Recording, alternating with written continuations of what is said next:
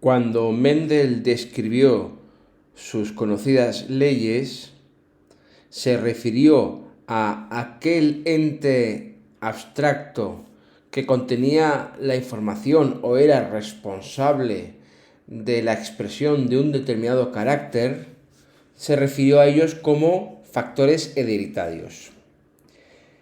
Ya con el desarrollo de la teoría cromosómica de la herencia a principios del siglo XX, al constatar que aquellos factores hereditarios se encontraban en los cromosomas que habían sido descubiertos décadas antes, ya pasó a denominarse esa unidad de información responsable de cada carácter como gen. Vamos a ver cómo ha ido evolucionando este concepto a lo largo de la historia hasta dar con la definición actual. En primer lugar, la primera definición es un gen, un carácter, es decir, aquel factor que determina una característica biológica. Sería el equivalente a esos factores hereditarios que hemos comentado. Más adelante ya se definió como fragmento de ADN que codifica, determina un carácter.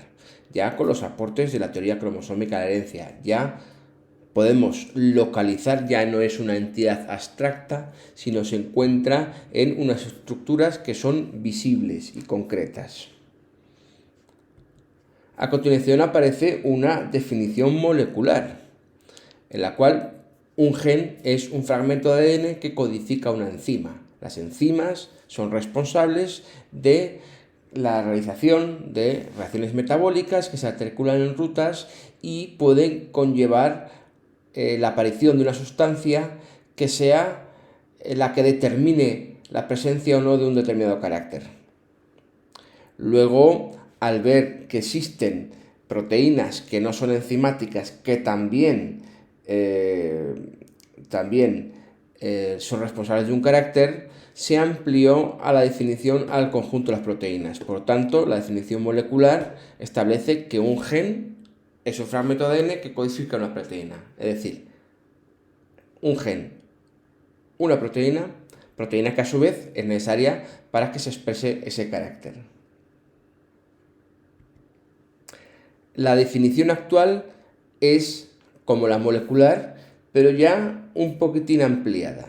Se ha visto que existen ARNs que tienen acción catalítica y por tanto también puede determinar un determinado carácter o colaboran, como los ARNs ribosómicos y transferentes, colaboran en la expresión de los genes.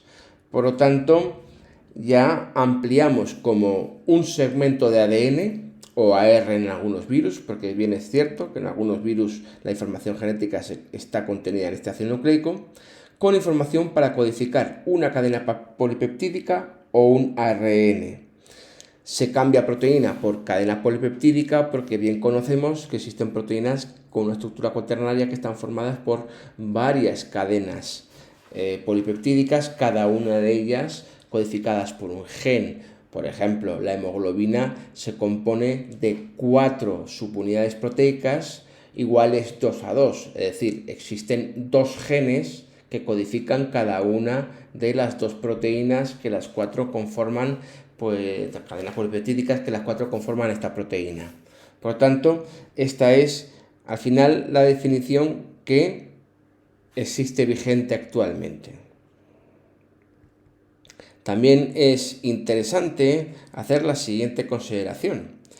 Ya con el proyecto Genoma Humano y también al secuenciar genomas de otras especies, pues nos hemos dado cuenta de que precisamente no todo el ADN se compone de genes. Es más, los genes, es decir, información que codifica una proteína, como media, no superan el 10% del ADN de una célula eucariota.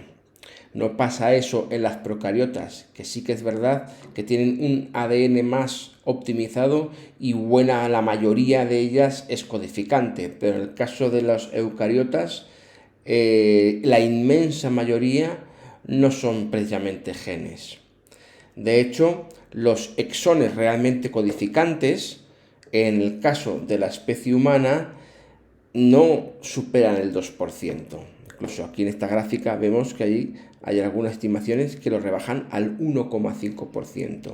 Estos serían los exones, serían aquellos fragmentos que empalmados, eso ya veremos en el proceso de maduración del ARN, originan las secuencias que van a codificar las proteínas. El resto que serían, pues veremos que dentro del ADN, dentro de los segmentos de los genes codificantes, existen intrones que son eliminados antes de la traducción, por tanto no formarían parte de los genes de forma estricta. Luego estarían las secuencias reguladoras, que son las que determinan, activan o inactivan genes, pero claro, no tienen secuencias que codifiquen la proteína, y luego un montón de ADN espaciador, mal llamado basura, simplemente es un ADN cuya función se desconoce, muchas veces son secuencias muy repetitivas, de ahí la idea de ADN basura, que, como vemos en esta gráfica, conforman la inmensa mayoría del genoma, en este caso humano.